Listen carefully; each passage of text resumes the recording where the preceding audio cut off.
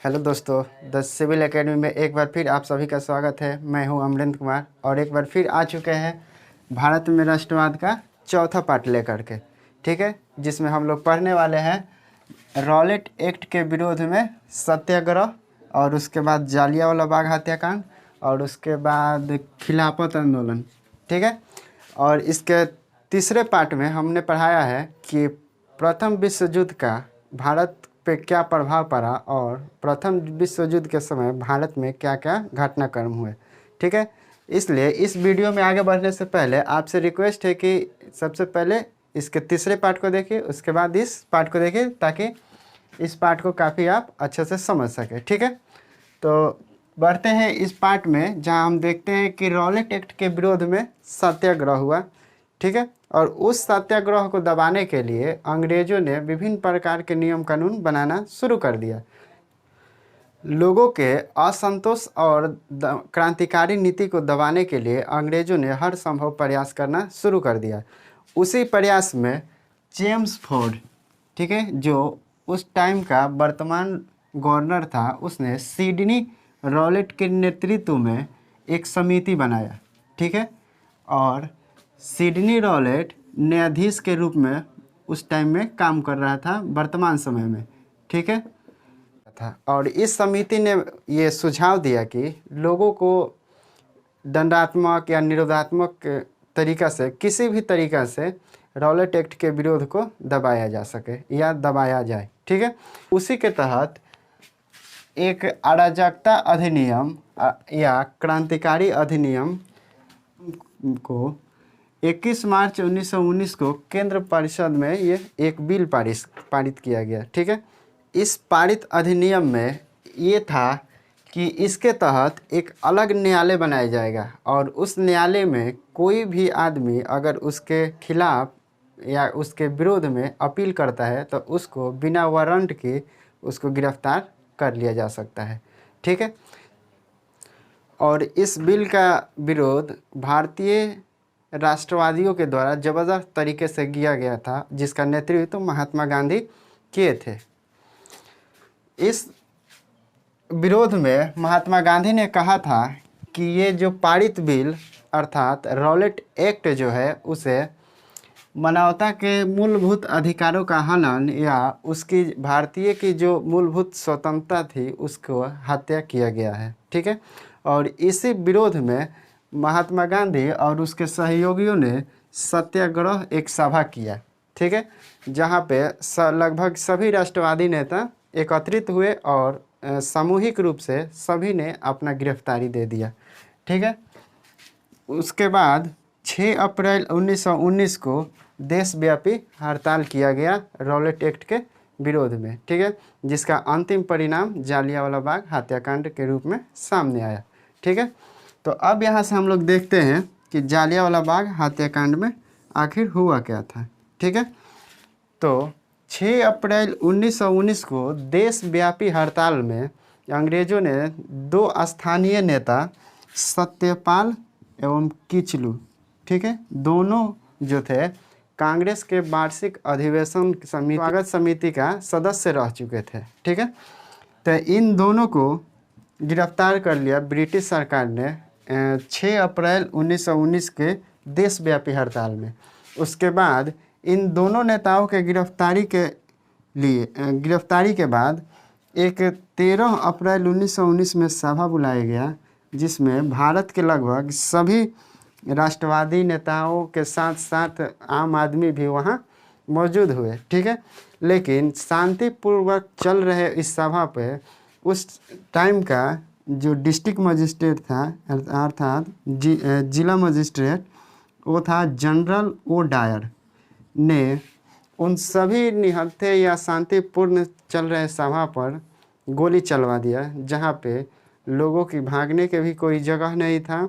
और ऐसा माना जाता है कि इस जालियांवाला बाग हत्याकांड में लगभग 10,000 तक ले आदमी मारे गए थे। ठीक है, अभी मतलब कुछ आप किताबों में देखोगे तो कहीं मिलेगा 1,000 या कहीं 400, लेकिन इसकी सच्चाई जो अभी के टाइम के कुछ दिन पहले निकल के आया था कि जालियांवाला बाग हत्याकांड में लगभग 10,000 आदमी मारे गए थे। ठीक है, तो ये था जालियांवाला बाग हत्याकांड जो 13 अप्रैल 1919 और ये हत्याकांड को भारत में एक नरसंहार के रूप में देखा जाने लगा। ठीक है, जिसके बाद बहुत सारे ऐसे नेता या बहुत सारे कवि या राष्ट्रवादी व्यक्ति हुए जिन्होंने इसका विरोध काफ़ी हद तक या काफ़ी बेहतरीन तरीके से किया, जिसके कारण सरकार को लगभग झुकना पड़ा। ठीक है, तो उसी में इस नरसंहार का विरोध करते हुए रविंद्रनाथ टैगोर ने नाइट की उपाधि जो थी वो वापस कर दी। ठीक है, इस नाइट जो है इसका पूरा नाम था नाइटहुड। नाइटहुड जो था वो नाइटहुड का अर्थ होता है सर, यानी कि रविंद्रनाथ टैगोर बंगाल के एक बहुत बड़े कवि थे और कवि के साथ साथ वो लेखक भी थे, जिसके कारण 3 जून 1915 को नोबेल प्राइज़ भी दिया जा चुका था।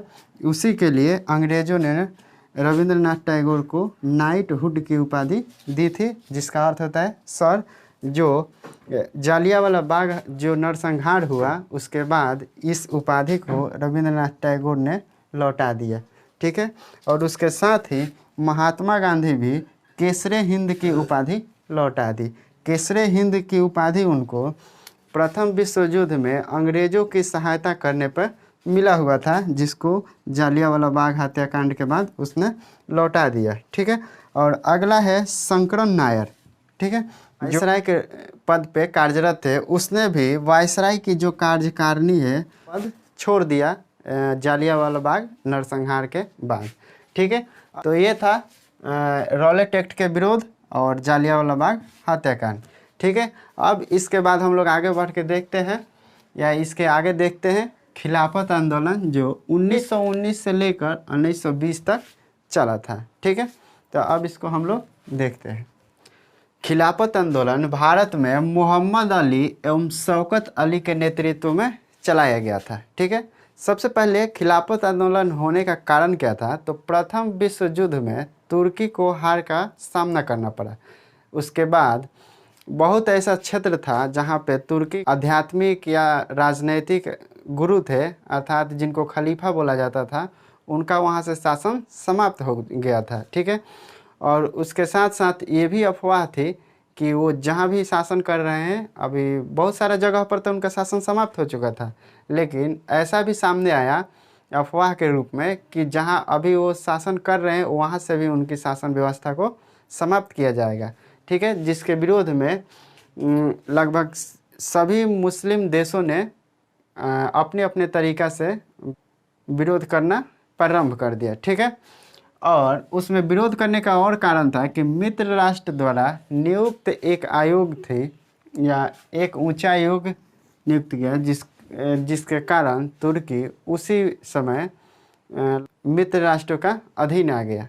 ठीक है, मित्र राष्ट्रों द्वारा ये दुर्भाव देखते हुए भारत में भी जो मुस्लिम लीग था उसने संगठित होकर के, या जो भारतीय मुस्लिम भी संगठित होकर के उस दुर्व्यवहार के खिलाफ में आंदोलन करने लगे। ठीक है, तब यहीं पे महात्मा गांधी ने हिंदू और मुस्लिम के एकता को बनाए रखने के लिए, अर्थात एकता बना करके आगे राष्ट्रीय आंदोलन करने के लिए एक अच्छा मौका देखा। और उसी टाइम एक तरफ खिलाफत आंदोलन तो मोहम्मद अली और शौकत अली के नेतृत्व में चल ही रहा था, लेकिन दूसरे तरफ महात्मा गांधी और भारतीय राष्ट्रीय कांग्रेस के अधिवेशन जो अमृतसर में हुआ था उसका सपोर्ट पा करके ये जो खिलाफत आंदोलन था और आक्रामक रूप हो गया। ठीक है, और आक्रामक रूप प्रदान कर लिया।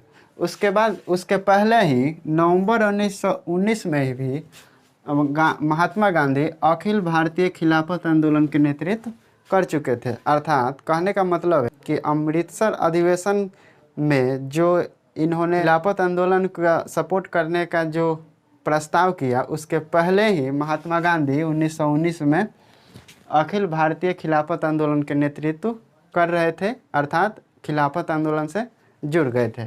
ठीक है, अब हम लोग देखते हैं कि आखिर खिलाफत जो आंदोलन हुआ था उसकी मेन उद्देश्य क्या था या उसका मांग क्या था। ठीक है, ये एक अंतर्राष्ट्रीय जो आंदोलन के रूप में देखा जाता है, तो उसका मांग अब हम लोग देखते हैं कि आखिर मुस्लिम जो बहुल जो देश है वो मांग क्या रहा था। ठीक है, तो सबसे पहले उसमें था कि इस्लामिक पवित्र स्थानों पर तुर्की खलीफा का नियंत्रण कायम रखे। अर्थात कहने का मतलब है कि प्रथम विश्व युद्ध में तुर्की को जो हार का सामना करना पड़ा, उसके बाद तुर्की के जो खलीफा जहाँ जहाँ भी शासन कर रहे थे उसका अधिकतम क्षेत्रों पर तुर्की का शासन को समाप्त कर दिया गया था। ठीक है, मित्र राष्ट्रों के द्वारा। तब ये मित्र राष्ट्रों के द्वारा। ठीक है, तो अब मतलब यहाँ से क्या हुआ कि अब खिलाफत आंदोलन के जरिए या जो भी मुस्लिम बहुल देश थे वो संगठित होकर के मित्र राष्ट्रों की ये चुनौती देने लगी कि हम जहाँ जहाँ भी तुर्की का तुर्की का शासन था उस पर फिर से शासन व्यवस्था को लागू किया जाना चाहिए, जहाँ जिसे प्रथम विश्व युद्ध के में तुर्की के हार के बाद वहाँ समाप्त किया गया है। ठीक है, और इनकी दूसरी मांग थी कि जजीरात उल अरब। ठीक है, जजीरात उल अरब में जो देश आते थे, फिलिस्तीन हो गया, इराक हो गया, सीरिया हो गया और अरब हो गया, इन चारों देशों पर या इन चारों देश जो है ये एक तरीक़ा से मुस्लिम बहुल देश है। यहाँ पे मुस्लिमों की संख्या बहुत ज़्यादा थी। तो खिलाफत आंदोलन में ये भी मांग था कि ये जजीरात उल अरब जो है वो हमेशा इस्लाम के अधीन रहे। ठीक है, यानी कि ये सभी जो देश थे इसमें मुस्लिम की तो जनसंख्या ज़्यादा थी ही, लेकिन वो इस्लाम के अधीन रहे, अर्थात तुर्की का जो खलीफा है उनका शासन इन सभी देशों पे कायम रखे। ये था दूसरा नंबर खिलाफत आंदोलन के मांग। ठीक है, और उसके बाद तीसरा मांग था कि इस्लामिक विश्वास सुरक्षित हेतु क्षेत्र की मांग। यानी कि खिलाफत आंदोलन के जरिए मुस्लिम अब ये चाहता था या इस्लाम तुर्की खलीफा ये चाहता था कि इस्लाम विश्वास को सुरक्षित बनाए रखने के लिए उसके पास पर्याप्त क्षेत्र होना चाहिए। ठीक है, अब ये विश्वास क्या है, तब विश्वास मतलब जो तुर्की के पराजय का सामना करना था जो तुर्की को प्रथम विश्व युद्ध में पराजय का सामना करना पड़ा था, तो उस टाइम बहुत सारे ऐसे मुस्लिम थे जिनको तुर्की पर से विश्वास उठ चुका था। उसी विश्वास को कायम रखने के लिए या सुरक्षित रखने के लिए बहुत सारे क्षेत्र की मांग करता था इस्लाम ये इस खिलाफत आंदोलन के जरिए। ठीक है, तो ये तीन जो मांग थी वो थी खिलाफत आंदोलन की जिसको हमने देखा। ठीक है, उसके बाद भारत में 17 अक्टूबर 1919 को खिलाफत आंदोलन दिवस के रूप में मनाया गया। इसी दिन से खिलाफत आंदोलन के दिवस के रूप में मनाया गया।